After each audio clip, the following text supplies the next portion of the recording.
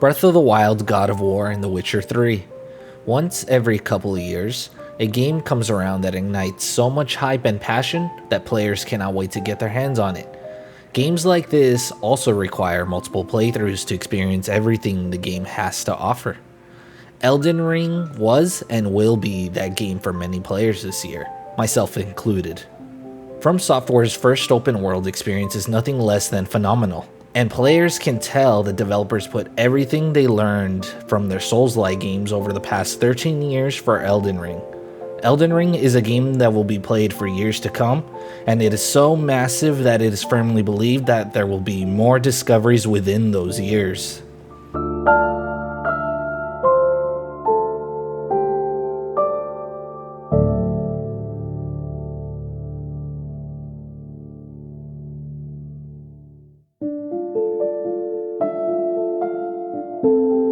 From Software titles are not really known for their in-game storytelling, cutscenes, or deep, rich narrative. Instead, games like Dark Souls and Bloodborne's stories focus on environmental storytelling and lore hidden within NPC dialogue, weapons, rings, armor, etc. However, Elden Ring strays from this storytelling as From Software tries to incorporate more cutscenes and dialogue for bosses and NPCs to tell a much more concise story. This seems like something they took from their previous title, Sekiro Shadows Die Twice, as it told a much more focused story. An easier to follow story may be the case for Elden Ring, but this does not mean Elden Ring holds the player's hand throughout the experience.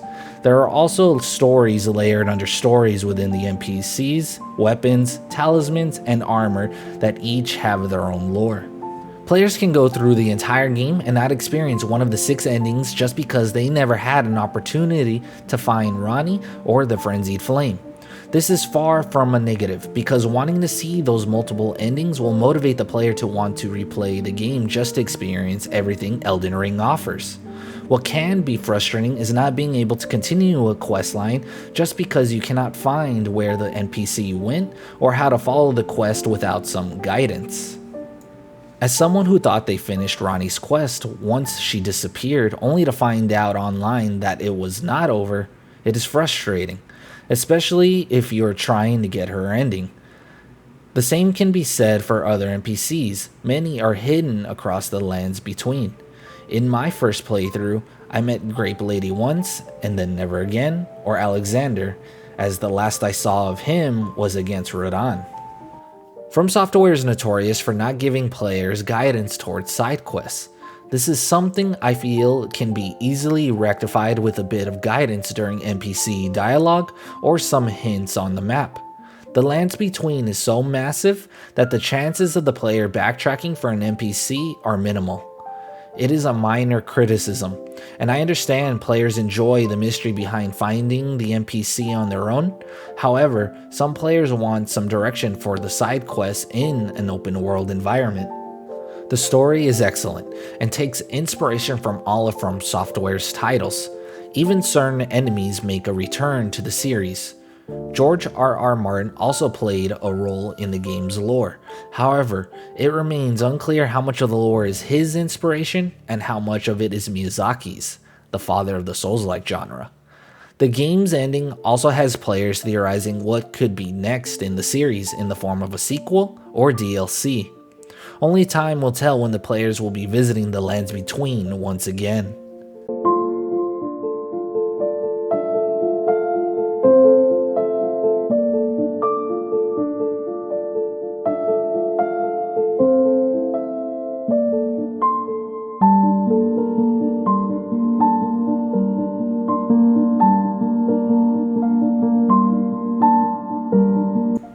From Software has never really attempted an open world kind of game, and the best way I can describe it is to compare it to another open world fantasy, The Legend of Zelda Breath of the Wild.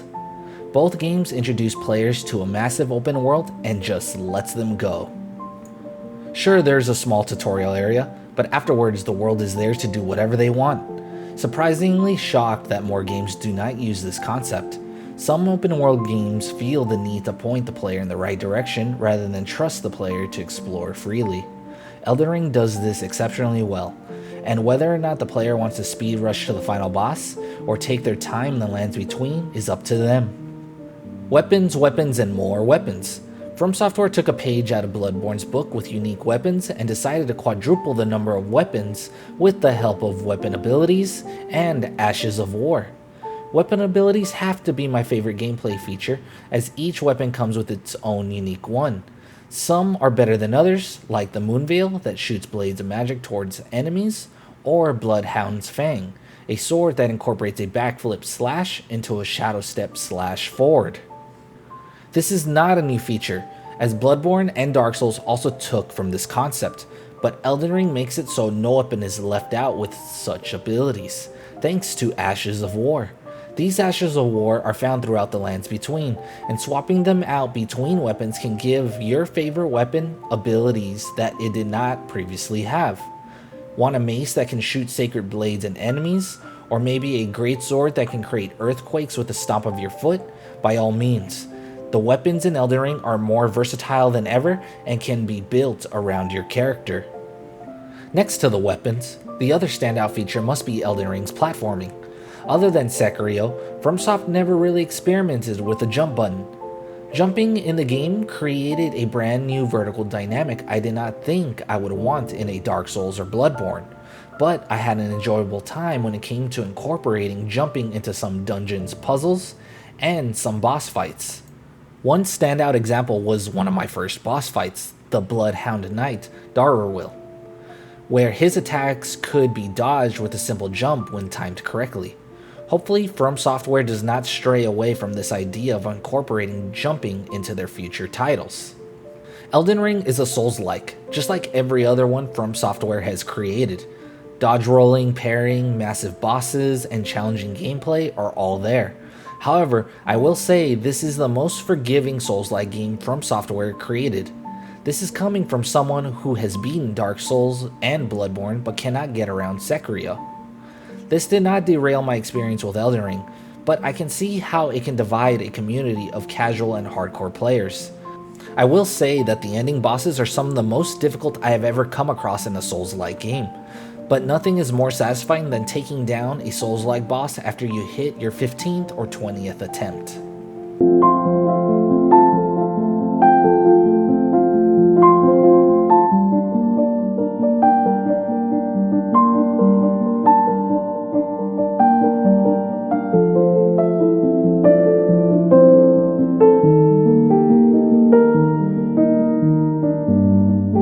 It would not be a From Software game if it did not have a phenomenal soundtrack to go with its boss fights.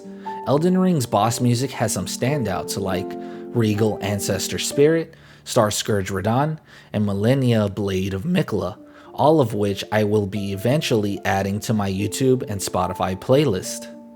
Outside of the boss fights, the game is quiet with ambient sounds of your surroundings and softer sounds of music to immerse you into the worlds of the lands between. From Software has never been a slouch at getting phenomenal voice actors for Souls-like games, and Elden Ring is no exception. Each of the demigods had something to say before their fights, and each one instilled some fear that this would not be a one-and-done attempt.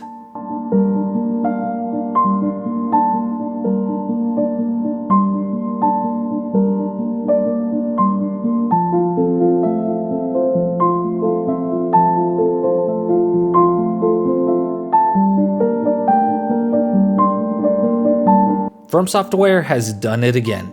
Somehow they have crafted another masterful gaming experience in Elden Ring by taking everything they have learned from previous games and rolling it all up into one ultimate gaming experience. Elden Ring will be played for years to come, similar to Dark Souls, Bloodborne, and Sekiro, which are still played today. Elden Ring is not without some faults, but with imperfections so minor it is hard to refute this game as a candidate for Game of the Year. And with that, Elden Ring will be getting a perfect score of a 10 out of 10 for this Omega review. If you are new to From Software games, do not pass up this opportunity to play this game. It is much more casual gamer friendly entry into the Soulsborne franchise with plenty of difficulty spikes to scare any hardcore Soulsborne fan.